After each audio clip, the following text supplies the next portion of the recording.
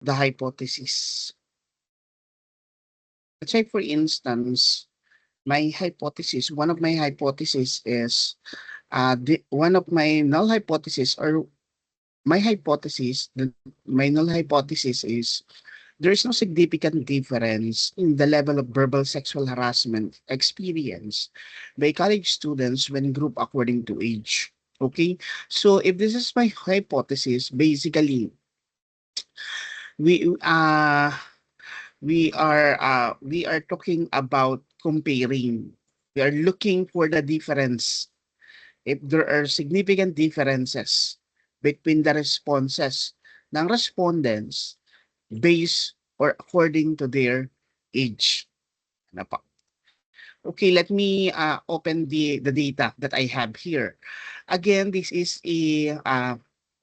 this data is hypothetical data, a dummy data that I had.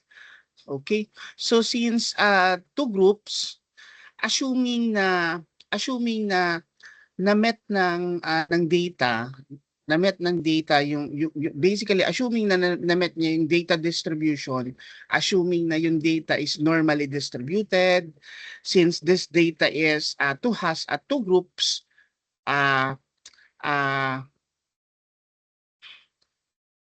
pwede natin gamitin yung independent sample t-test. Ano po? We're gonna use independent sample t-test for this data, for this hypothesis. Ano po? So, independent sample t-test here. So, the grouping variable here is the age. As I have said, based dun sa previous video, na yung age ng respondents with this dummy data is 21 years old below and 21 years old above.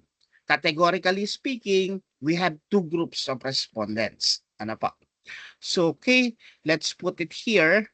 And then, we have to get this overall min score uh, as dependent variables.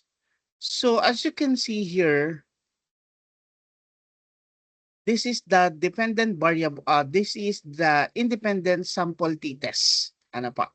So, it says here that based on the p-value, uh, since the p-value here is greater than 0.05, and meaning to say the the null hypothesis is accepted and failed to reject. Accepted yung null hypothesis, or in some other instances, they called it failed to reject hypothesis. Ano po? Failed to reject the null hypothesis. That's the decision. So with that, the interpretation is not significant because the p-value is greater than 0.05, as you can see here. So Leibniz test is significant if it is less than.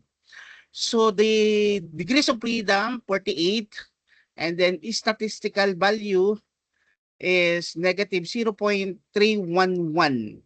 Ano po, as you can see. So, okay.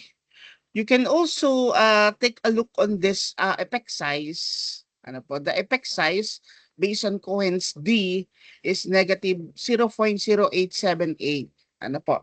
Actually, yung effect size kasi mahalaga yan if there is a significant, if the free value is less than 0.05. Ano po. So as you can see with this is sabi nga po, ito yung kung paano i-compute yung independent sample t-test using Jamovi. Ano po? I believe that's all po. Thank you so much for watching this video.